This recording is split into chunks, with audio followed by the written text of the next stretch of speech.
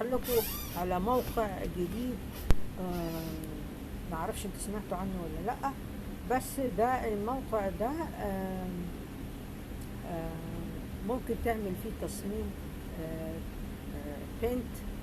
طبعا انت احنا كلنا ما بنعرفش نصمم بس يعني مش عارفين نصمم، لكن الموقع ده هتصمم فيه وهتبيع اللوحات بتاعتك عن طريق البريد الالكتروني، يعني مش هتخسر كل حاجه وانت قاعد في البيت، وهيجي لك الفلوس برضو لغايه عندك لغايه البنك بتاعك وانت برضو قاعد في البيت.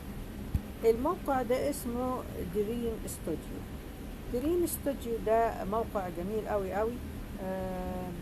الحقيقه انا ما كنتش اعرفه، بس عرفته اخيرا وقلت اقول لكم عليه علشان لو عايزين تعملوا تصميم ولا اي حاجه وتكسبوا وانتوا قاعدين في البيت. ده موقع جميل قوي قوي قوي وبيجيب فلوس واحنا قاعدين في البيت.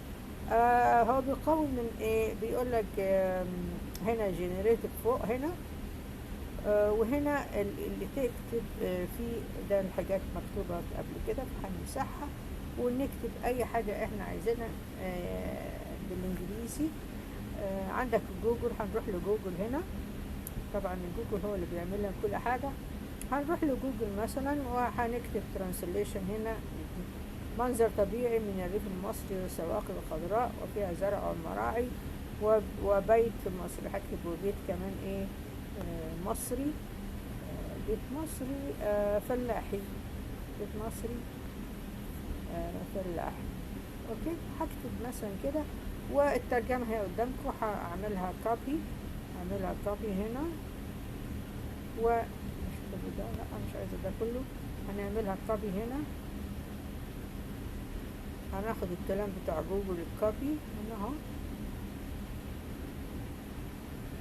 ونعمل له كوبي ونرجع تاني للموقع بتاعنا اللي هو دريم ستوديو ونحطه، عشان الكلام اللي احنا هنكتبه هيجيبه لنا بالذكاء الاصطناعي، واحنا هنمسحه اهو، واحنا هنسوقه في السوق الالكتروني. هكتب هنا، هعمل بيست هنا وكتبت اللي انا عملته، وبعدين هروح هنا اكتب عايزين انه سايز، عايز مربع، مثلث، اللي انت عايزه اعمله. هو هيدينا اهو.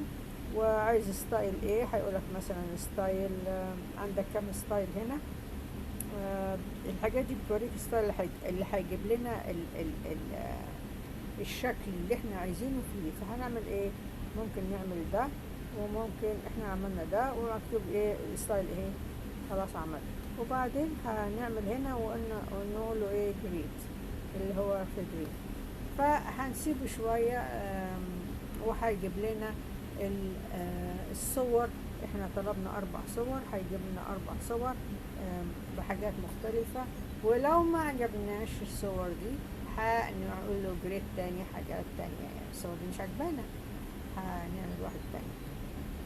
خلاص، فاحنا مستنيين الصور تطلع، بتاخد ثواني كده، وبعدين هنحطها، هنعملها ابلود ونحطها في الموقع اللي هو هيعمل لنا تسويق للصورة دي، وهي بتبقى منتشرة جدا في المحلات.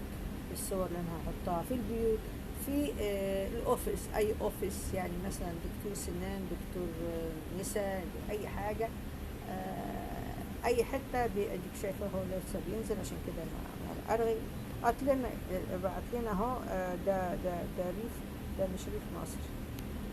ما عجبنيش انا الصور دي لان هو مش ريف مصر، ده ريف مصري ما اعرفش، ده مش ريف مصر. فانا ما عجبنيش الصوره دي، فاقول له لا اعمل لي ايه تصميم تاني. هيروح اهو تاني وهكتب له برضه نفس الحكايه. هقول له انت ما تكتبليش اللي انا عايزاه وحش، يعني هاخد حاجه وحشه احط عليه. واعمل تاني هنا واعمل له بيست واقول له ايه من الريف المصري.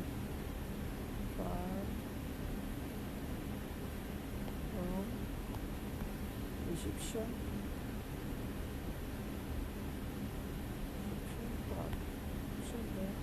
فارم. فهنقول له ايجيبشن فارم يا ابني، احنا مش عايزين اي حاجه. وبرضو نفس هنوسعها شوية علشان لو عايز برواز ده مستطيل، ونقول له دريم يعني ايه، هات لنا اللي احنا عايزينه. هنا هيجيب لنا 4 برضو صور مختلفين. لو ما عجبناش برضو هنعمل له لا مش عاجبنا، انت عاملها دي، انت عامل حاجات ده مش ريف مصري، ده البيوت نفسها مش مظبوطة، مش عايزينها. بس فنقعد نعمل جيت الحاجة اللي انت عايزها، وبعدين ناخدها نعملها داونلود، وبعدين نرفعها على الموقع. عشان نعملها داونلود الحاجة دي لازم نخش الموقع ونكتب بياناتنا كلها. هو اول ما نخش هنا في دريم ستوديو، دريم ستوديو هيقول لك انت عايز تخش انهي ايميل وعايز تخش ازاي وكده. بس لما تيجي تعمل داونلود للبيكتشر نفسها، الصور نفسها، هيقول لك برضو جايب لي صور، او ممكن ده احسن واحد هنا، ده حلو برضو بس مش واضح قوي، بس ده هنا ده ممكن نعمله، ده حلو ده شوية، بس هو مقسمه لنا كده ليه معرفش. المهم يعني هناخد الصورة اللي تعجبنا وهنعمل ايه، وهنعملها داونلود. وفي الحلقة التانية هقول لكم ازاي نسوقها في الانترنت. اوكي. كان معكم وانا من امريكا في قناة ست الحسن. سوري اجين. الحلقة التانية هقول لكم ازاي تعملوها تسوقوها في الانترنت. اوكي باي.